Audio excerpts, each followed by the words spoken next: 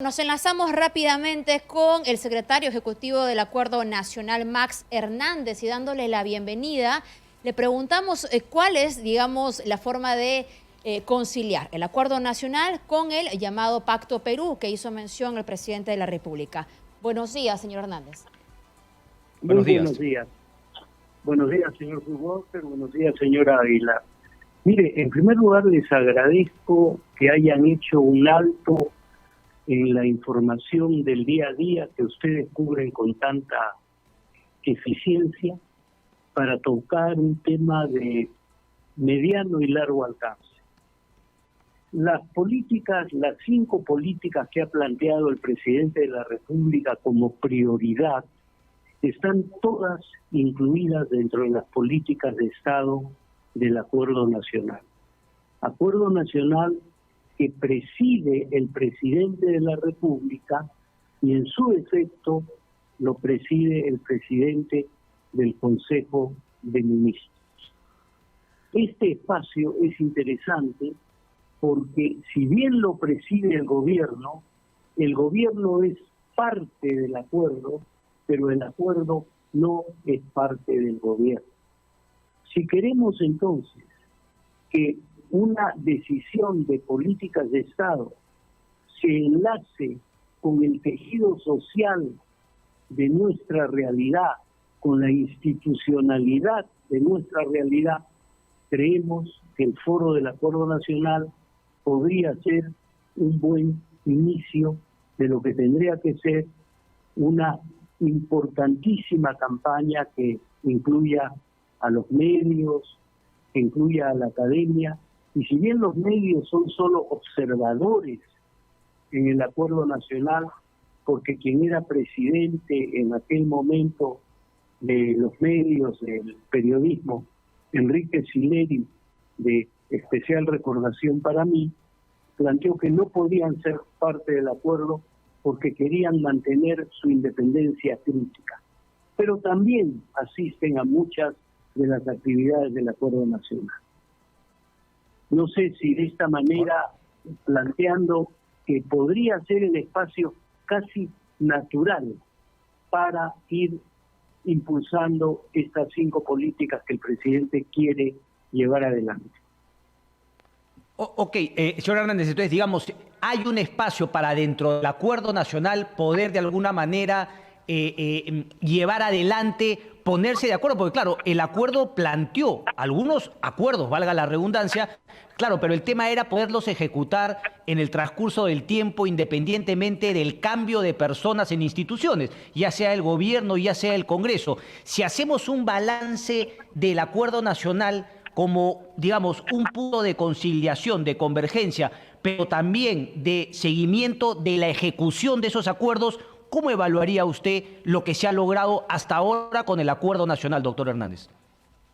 Muchas gracias, señor Walker. En primer lugar, me alegro su conocimiento porque no todos los periodistas conocen exactamente el Acuerdo Nacional y veo que usted tiene una visión bastante clara del mismo.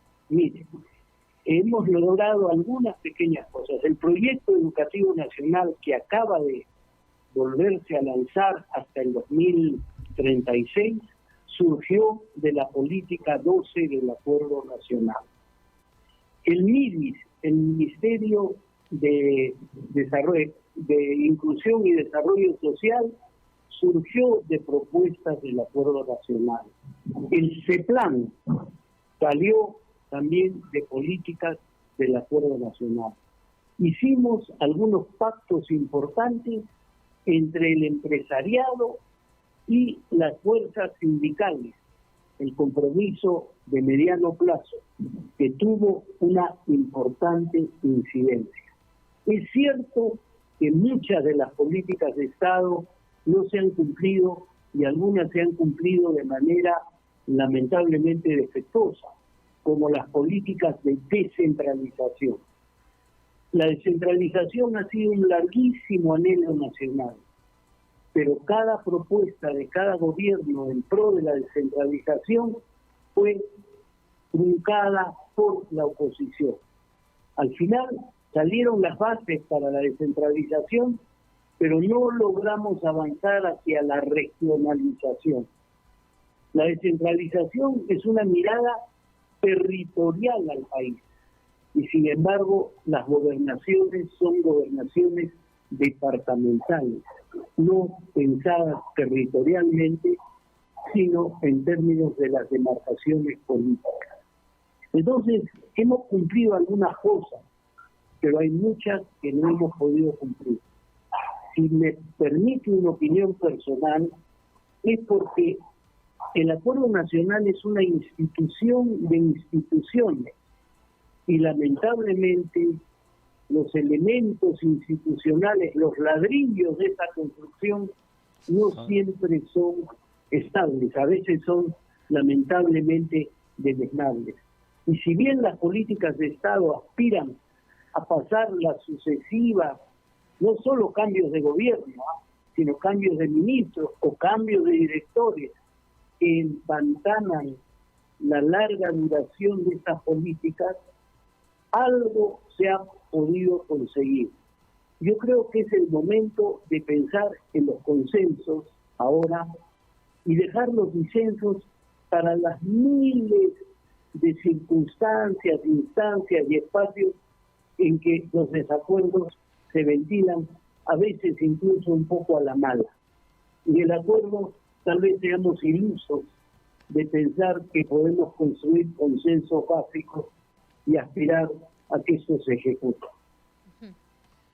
Se le ha preguntado también al presidente si en esta invocación que se hace a todas las organizaciones políticas o los partidos políticos a puertas de una elección, incluye a todos ahora mismo, a los que están representados en el Congreso, conciliando también con la idea que en el acuerdo nacional lo que se busca es el respeto justamente de las organizaciones políticas y también las que están representando a la sociedad civil. ¿Cuál es su posición al respecto? Mire, yo sí creo que en vísperas de las elecciones tendrían que estar presentes los partidos políticos que tienen aspiraciones al gobierno. Pero no solo eso, mire, se da la circunstancia de que hay en este momento candidatos fuertes que no tienen un partido, que no son miembros de un partido. Uno solo de los actuales candidatos que se vocean tiene un partido, es el Partido Morado. También Acción Popular podría tener una candidatura y probablemente el Partido Aprista y el Partido Fujimorista, pero hay candidatos como el señor Forsyth, como el señor Salvador del Solar, como el señor Urresti.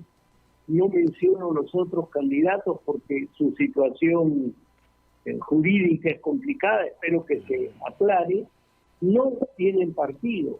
Entonces yo creo que lo que va a ocurrir es nuevamente la elección de un presidente que no va a tener una bancada mayoritaria en el Congreso. Y si bien eso debiera haber sido un aprendizaje nuestro, donde un gobierno del signo A tenga un parlamento del signo B y tendrían que aprender a consensuar de ambos lados, la situación es que lo que tendríamos que pensar es como ciudadanos, cómo impulsar listas congresales de primera calidad. Y cuando digo primera calidad, no hablo de listas de lujo. Esa expresión me parece abominable, un momento en que estamos todos en una pobreza absoluta y que no podemos estar pensando en lujos, sino en cosas prácticas. Pero eso sería un poquito mi reflexión en este sentido. Sí, tienen que estar presentes los partidos y los candidatos, porque estamos pensando qué va a pasar en el Perú del Bicentenario. Correcto. Ahora, doctor Hernández, justamente esta situación de tener a candidatos sin partidos no es una manera de alguna manera, demostrar, bueno, sí, pues, qué débiles son esos ladrillos que sostienen nuestra institucionalidad. Candidatos sin partidos es impensable en algunas sociedades más desarrolladas con partidos políticos más establecidos. Es cierto, como conocíamos a los partidos políticos anteriormente, están cambiando radicalmente con la tecnología actual, ¿no? Con las nuevas maneras de interactuar en la sociedad, pero Pero qué débil nuestra institucionalidad y esos ladrillos a los cuales usted se hacía referencia cuando hablamos de candidatos sin partidos. Y vaya candidatos que están liderando las encuestas, no como los más posibles de poder triunfar. Bueno, tiene usted, lamentablemente tengo que darle la razón. Digo lamentablemente no porque no me gusta dar la razón cuando alguien tiene la razón, sino que coincidimos en ese asunto. Yo sí creo, y mire, le habla a alguien que podría estar hablando a nombre del coro de ancianos para hablar como en la tragedia griega, ¿no? Que los partidos nuevos tienen que pensar en una lógica mucho más horizontal, en una lógica que atraiga a la gente joven, en una lógica en la cual busquemos una transición entre el Twitter, que a veces tiene pegada pero dice cosas o equivocadas o de poca relevancia, y el largo discurso lleno de floro y de retórica. Eso es un cambio que tenemos que poder enfrentar.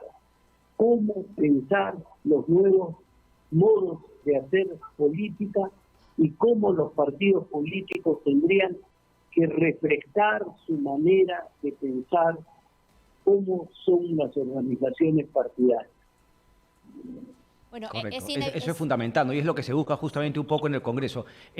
Doctor, yo quisiera preguntarle una más.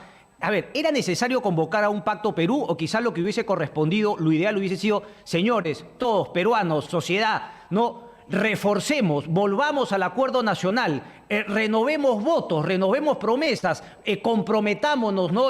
Finalmente de manera pública con reforzar los acuerdos que ya tenemos y los nuevos acuerdos? Mi pregunta es, ¿no es un poco de adanismo y digamos, una cierta, un efecto político hablar de un nuevo pacto cuando tenemos el acuerdo nacional? Era un poco la crítica que se le ha hecho a esta convocatoria de Pacto Perú, cuando lo que obviamente algunos plantean era, bueno, volvamos al acuerdo nacional, fortalezcámoslo.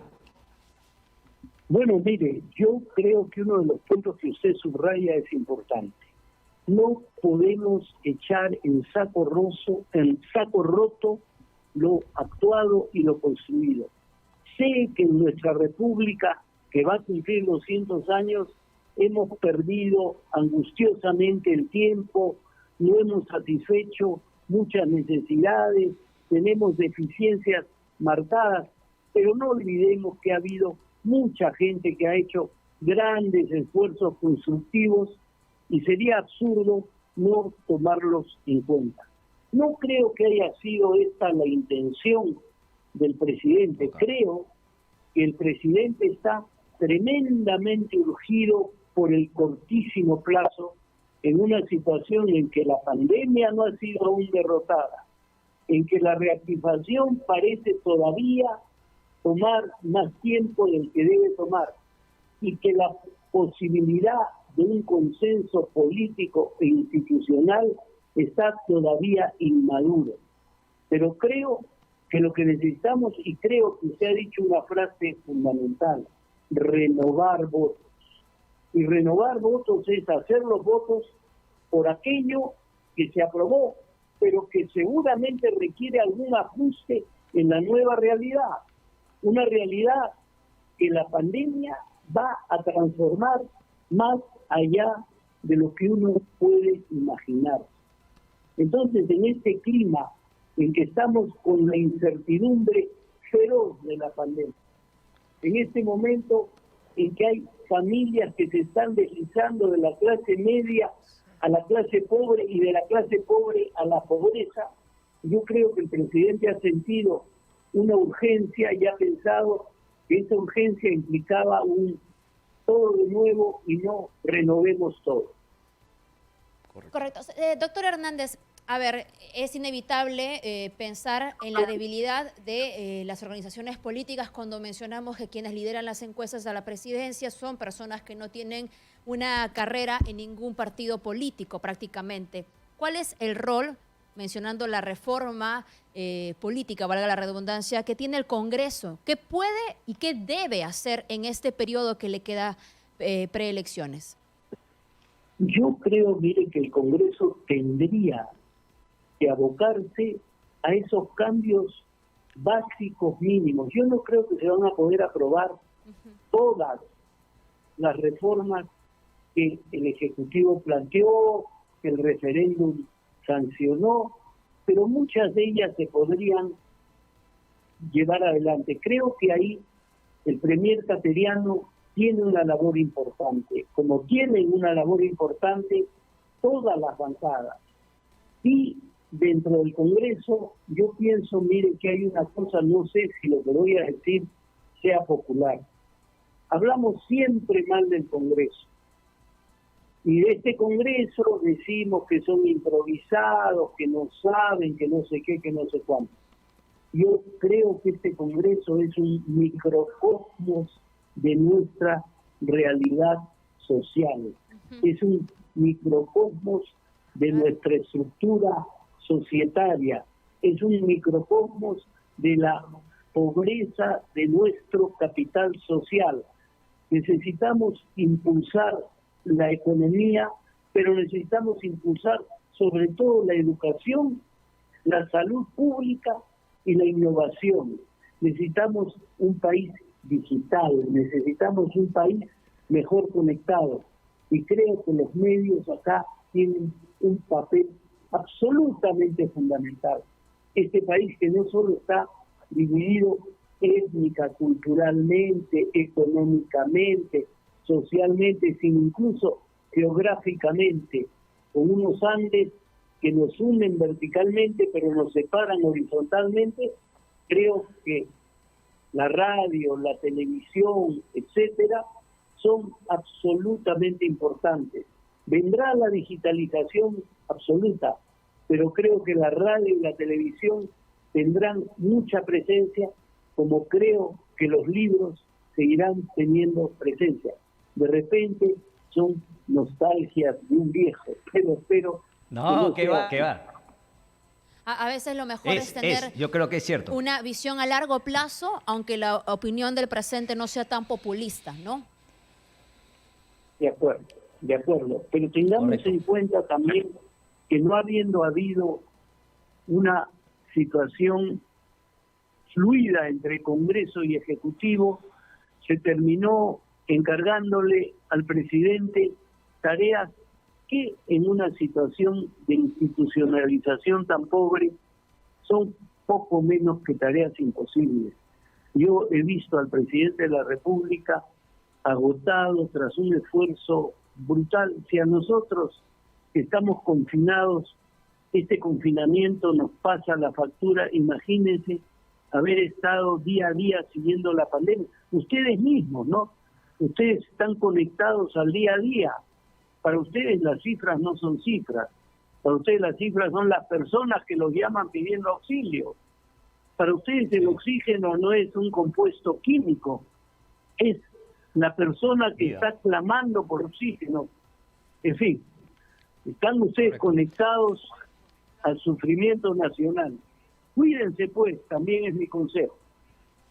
Todos nos vamos a cuidar y saludándolo desde acá, Max. Solamente una última cortita. 3 o 4 ajustes a este acuerdo nacional en este nuevo contexto, como usted bien ha dicho, ¿no? El contexto de una pandemia, próximo año bicentenario y obviamente elecciones presidenciales y congresales.